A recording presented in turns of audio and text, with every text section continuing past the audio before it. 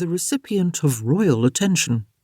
The Tsar hadn't elaborated on his purpose for assigning her a guardian. Yet when one took into account her sire's notable performance as an emissary and the many honours that had been heaped upon him, the favour she was presently receiving was understandable. Still, Synnovea found it difficult to think of herself as a helpless waif in need of protection. She had passed an age when most maidens marry, and now, with her parents both dead, she had begun to assume the responsibilities of a mistress of vast holdings. Why in heaven's name did she need a guardian?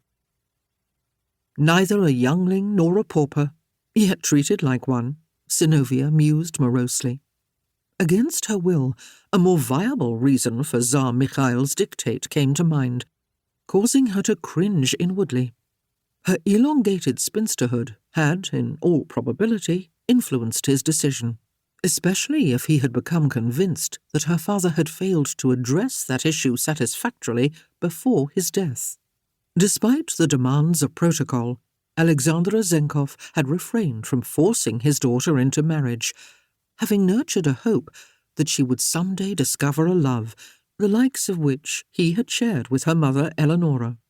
Though others might have been convinced that he had dragged his heels in procuring a spouse for Synnovea, Alexandra had nevertheless made provisions for her far beyond the standard for female descendants, securing lands and wealth in her name while gaining guarantees from the Tsar that, upon the demise of her sire, none of these assets would be stripped from her. Much earlier, Alexandra had confounded tradition by arranging for Synnovea to be tutored by some of the most respected mentors in Russia, as well as abroad.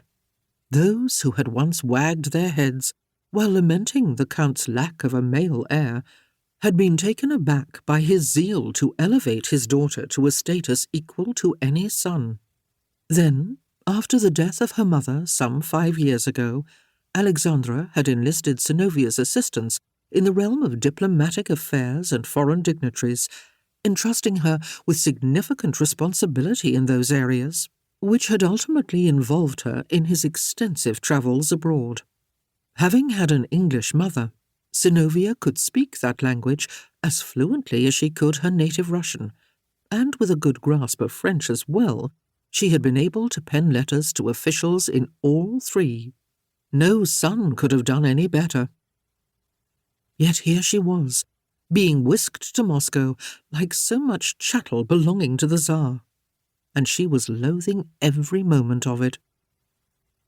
Wearily, Synnovea braced an elbow upon the corner armrest, and, with a trembling hand, clasped a dampened handkerchief to her brow, as she sought to quell another attack of nausea, elicited, no doubt, by the writhing instrument of torture in which she rode.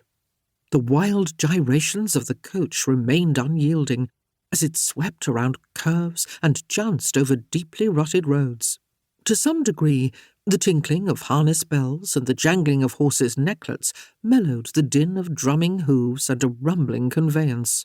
Yet Synnovea was convinced that nothing short of the end of the journey would ease the pain throbbing in her temples. Even the late afternoon sun seemed puckishly bent on punishing her, as it cast its blinding rays into the windows, forcing her to squeeze her eyes tightly shut until the coach passed into the cooler, mottled shade of the lofty trees that flanked the road. When she finally dared open them again, a spotted red haze obscured the interior and the other 2 occupants of the coach. "Can it be that you're distressed, Countess?" Ivan Voronsky inquired with a sardonic smile. Synnovea blinked several times in an attempt to focus her gaze upon the man who, through no design of her own, had become her travelling companion and temporary protector of sorts. For all of her schooling and travels, it seemed unthinkable that she was destined to be placed under the tutelage of strangers, and toward that end was being escorted by an individual who she strongly suspected was a Polish sympathizer and a leftover fanatic of Sigismund's Jesuits. Comments that the self-proclaimed cleric and scholar had made during their enforced proximity